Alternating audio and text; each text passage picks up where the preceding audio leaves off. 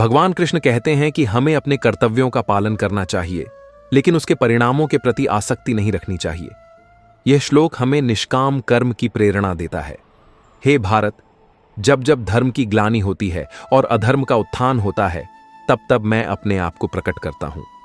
भगवान कृष्ण बताते हैं कि जब भी धर्म की हानि होती है और अधर्म बढ़ता है, तब वे संसार में अवतरित होते हैं।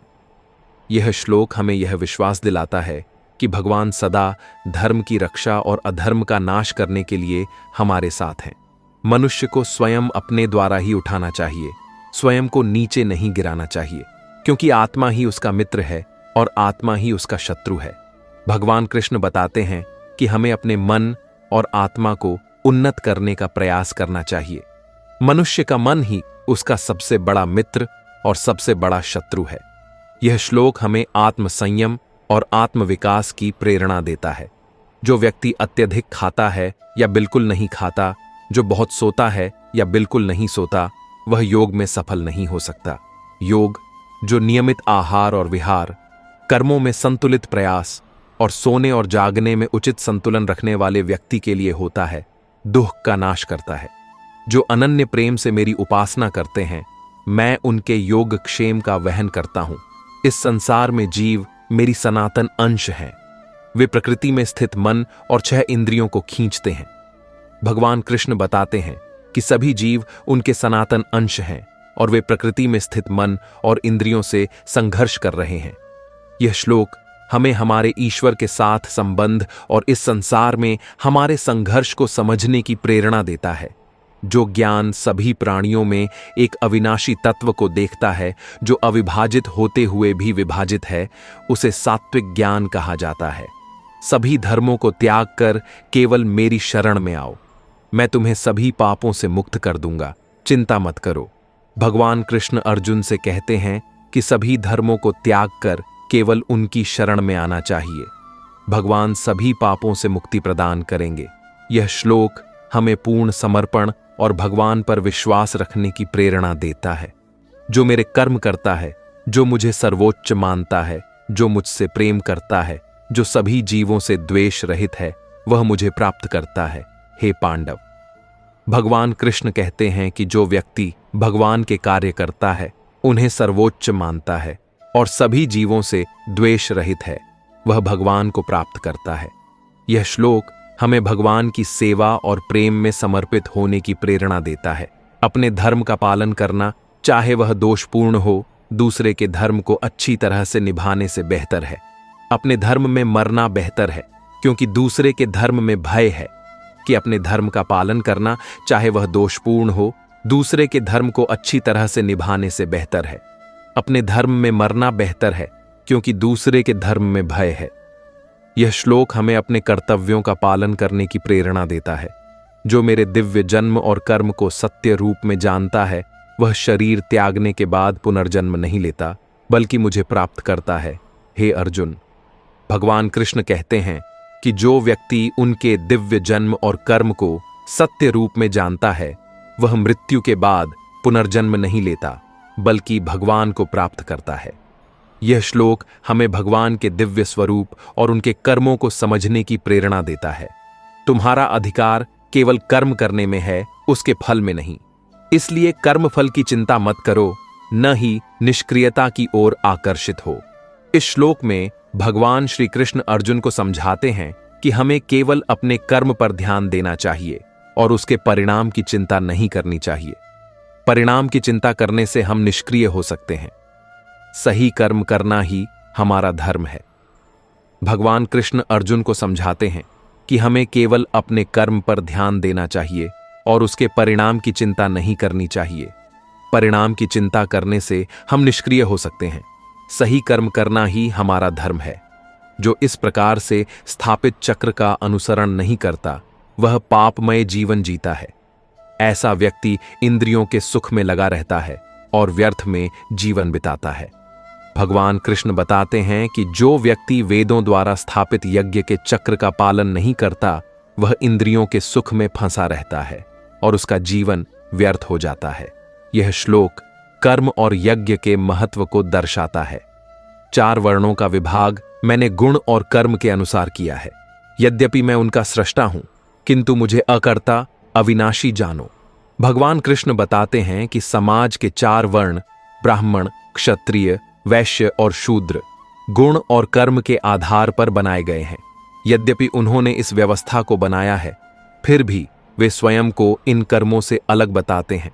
जो व्यक्ति विद्या और विनय से संपन्न ब्राह्मण, गाय, हाथी, कुत्ते और चांडाल में समता देखता है, वह ज्ञानी है। मनुष्य को चाहिए कि वह स्वयं से ही अपना उद्धार करे और स्वयं को पतन में न डाले, क्योंकि आत्मा ही आत्मा का मित्र है और आत्मा ही आत्मा का शत्रु है। कृष्ण बताते हैं कि मनुष्य का उद्धार और पतन उसके अपने मन पर निर्भर है। मनुष्य को अपने मन को नियंत्रित करके स्वयं का उद्धार करना चाहिए, क्योंकि मन ही उसका मित्र और शत्रु दोनों हो सकता है। जिसने अपने मन को जीत लिया है, उसका मन मित्र है, लेकिन जिसने अपने मन को वश में नहीं किया, उसका मन उसके लिए शत्रु के समान कार्य करता है। जो मुझे सभी जगह देखता है और सभी चीजों को मुझ में देखता है, मैं उससे कभी अलग नहीं होता और वह मुझसे कभी अलग नहीं होता। भगवान कृष्ण इस श्लोक में कहते हैं कि जो व्यक्ति सभी जगह उन्हें देखता है और सभी वस्तुओं में उन्हें देखता है, वह उनसे कभी दूर नहीं होता। और किस भगवान की भक्ति करनी चाहिए, भक्ति करने के लिए किस भगवान को चुना जाए, इस बात को समझने के लिए आपको बाहर किसी से पूछने को आवश्यकता नहीं है। यह आपको स्वयं जानना कि आप किस भगवान की निस्वार्थ भक्ति कर सकते। भक्ति कितनी करनी चाहिए यह महत्वपूर्ण नहीं है, बल्कि भक्ति कितनी शुद्ध है यह महत्वपूर्ण है। जहां भक्त भगवान के चरण कमलों में भक्त पूर्ण करता है, उसी पल वह उद्धार को प्राप्त हो जाता है। इसमें जरा भी देरी नहीं होती। भक्ति करने के सही समय क्या है? भक्ति करने का कोई निश्चित समय नहीं होता। भगवान के परम भक्त खाते, पीते, नहाते, चलते, काम करते, सदैव भगवान के भक्ति में लीन रहते हैं। भक्ति प्राप्त होती है, भक्ति ही जीवन का सार है। भगवान के निस्वार्थ भक्तों ने भक्ति कर भगवान की कृपा प्राप्त की, जिससे उन्हें भक्ति के अनमोल लाभ प्राप्त हुए हैं। साधकों, भगवत भक्ति का मोल केवल वही जान सकता है जिसके भाग्य में भक्ति लिखी हुई है, अन्यथा बाकी लोगों को तो यह पागलपन भी लग सकता है। लेकिन वास्तविकता में वे अज्ञानी हैं, क्योंकि भक्ति मनुष्य जीवन के कल्याण का मार्ग है। आलस भी व्यक्ति के उन अवगुणों में शामिल है जो उसे जीवन में सफल बनने से रोकता है। आलसी व्यक्ति अपने काम को हमेशा टालता है, जिस कारण वह कभी सफल नहीं हो पाता। भगवद गीता में भी इस बात का श्री कृष्ण ने बताया है कि व्यक्ति का आलस्य उसे सफल होने से रोकता है, क्योंकि एक आलसी व्यक्ति सिर्फ आराम करना चाहता है और काम करने से कतराता है। ऐसे में व्यक्ति को अपनी इस बुरी आदत में बदलाव करना चाहिए, ताकि वह सफलता की सीढ़ियां चढ़ सके। भगवद गीता के अंदर भगवान कृष्ण ने अर्जुन को कई ऐसे उपदेश भी दिए हैं जो आज भी लोगों के काम आते हैं। आज के इस समय में रिश्तों को सही ढंग से निभाना भी एक चुनौती है। ऐसे में आप इसके लिए गीता के इन उपदेशों से मदद ले सकते हैं। श्री कृष्ण अर्जुन को बताते हैं कि व्यक्ति को हर रिश्ते में धर्म और कर्तव्य का ध्यान रखना चाहिए। हर रिश्ते की जिम्मेदारियों को अच्छे से निभाने की कोशिश करें। अगर आप इस बातों का ध्यान रखेंगे तो कभी भी रिश्ते में उलझन पैदा नहीं होगी। गीता के उपदेश में भगवान श्री कृष्ण कहते हैं कि आप किसी रिश्ते का आनंद व सुख तभी ले सकते हैं जब आप उन रिश्तों में मोह और आसक्ति न रखें, क्योंकि जो व्यक्ति किसी रिश्ते के मोह में उलझ जाता है वह फिर किसी भी चीज का आनंद खुलकर नहीं ले पाता।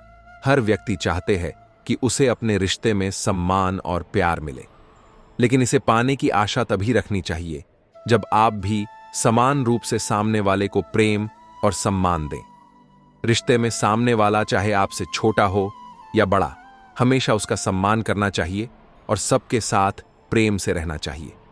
जो व्यक्ति इस बात का ध्यान रखता है वह कभी भी रिश्तों की उलझन में नहीं फंसता। किसी भी रिश्ते को बेहतर बनाने के लिए सबसे पहले अपने आप को अच्छे से समझना होगा। गीता में इस बात का वर्णन मिलता है कि अगर आप खुद की कमजोरियों, शक्तियों और इच्छाओं को पहचान लेते हैं, तभी आप दूसरे लोगों से भी संबंध को अच्छे से निभाने में सफल हो सकते हैं। भगवान श्री कृष्ण द्वारा अर्जुन को युद्ध की भूमि में दिया गया ज्ञान है। भगवद गीता की मान्यता केवल भारत तक ही सीमित नहीं है, बल्कि विदेशों में भी इसे पढ़ा और आत्मसात किया जा रहा है। गीता में वर्णन मिलता है कि भगवान श्री कृष्ण ने व्यक्ति को खुश रहने के कुछ तरीके बताते हैं। चलिए जानते हैं इस बारे में। आलस भी व्यक्ति के उन अवगुणों में शामिल है जो उसे जीवन में सफल बनने से रोकता है। आलसी व्यक्ति अपने काम को हमेशा टालता है, जिस कारण वह कभी सफल नहीं हो पाता। भगवद गीता में भी इस बात का श्री कृष्ण ने बताया है कि व्यक्ति का आलस्य उसे सफल होने से रोकता है, क्योंकि एक आलसी व्यक्ति सिर्फ आराम करना चाहता है और काम करने से कतराता है। ऐसे में व्यक्ति को अपनी इस बुरी आदत में बदलाव करना चाहिए ताकि वह सफलता की सीढ़ियां चढ़ सके। भगवद गीता के अंदर भगवान कृष्ण ने अर्जुन को कई ऐसे उपदेश भी दिए हैं जो आज भी लोगों के काम आते हैं। आज के इस समय में रिश्तों को सही ढंग से निभाना भी एक चुनौती है। ऐसे में आप इसके लिए गीता के इन उपदेशों से मदद ले सकते हैं। श्री कृष्ण अर्जुन को बताते हैं कि व्यक्ति को हर रिश्ते में धर्म और कर्तव्य का ध्यान रखना चाहिए। हर रिश्ते की जिम्मेदारियों को अच्छे से निभाने की कोशिश करें। अगर आप इस बातों का ध्यान रखेंगे तो कभी भी रिश्ते में उलझन पैदा नहीं होगी। गीता के उपदेश में भगवान श्री कृष्ण कहते हैं कि आप किसी रिश्ते का आनंद व सुख तभी ले सकते हैं जब आप उन रिश्तों में मोह और आसक्ति न रखें, क्योंकि जो व्यक्ति किसी रिश्ते के मोह में उलझ जाता है वह फिर किसी भी चीज का आनंद खुलकर नहीं ले पाता।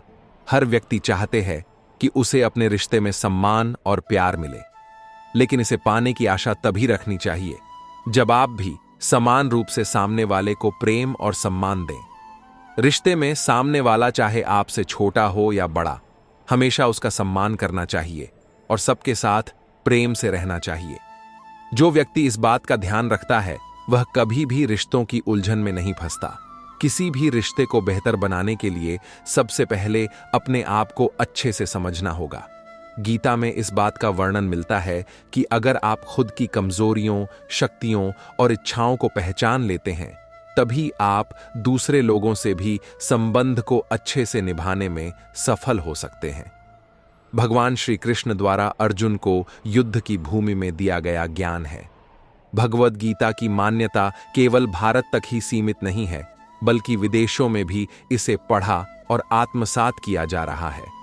गीता में वर्णन मिलता है कि भगवान श्री कृष्ण ने व्यक्ति को खुश रहने के कुछ तरीके बताते हैं। चलिए जानते हैं इस बारे में।